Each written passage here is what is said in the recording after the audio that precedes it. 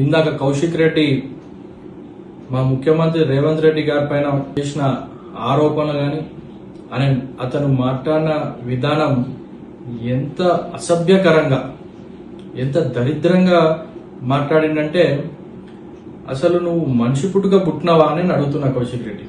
అసలు ఈ సిగ్గుందా? నువ్వు కౌశిక్ రెడ్డి కాదు, నువ్వు కచరారెడ్డి. అసలు నీ దగ్గర ఆధారాలు ఉన్నాయా? నీకు దమ్ముంటే, నువ్వు మొగోడివి అయితే, కౌశిక్ రెడ్డి నిన్నే అంటున్నా, నీకు దమ్ముంటే నువ్వు ఆధారాలతో మాట్లాడు. నోటికొచ్చినట్టు మాట్లాడితే రాసి పెట్టుకో బిడ్డ.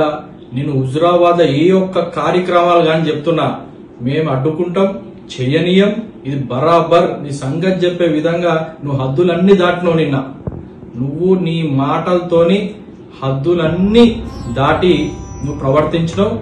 ఇష్టమైనట్టు మాట్లాడతావు. నువ్వు నోటికి ఎంత వస్తే అంత అద్దు లేదా నీకు? నీ పక్కనున్న మీ సంజయ్ ఎమ్మెల్యేనే అసహ్యంగా చూస్తున్నాడు నువ్వు మాట్లాడేటప్పుడు. ఇంత నీచంగా మాట్లాడుతుండేది మా కౌశిక్ రెడ్డి అని చెప్పి నిన్ను చూస్తున్నాడు. చూసుకో ఒకసారి వీడియో రివైండ్ చేసుకొని. నీకు ఆధారం ఉందా?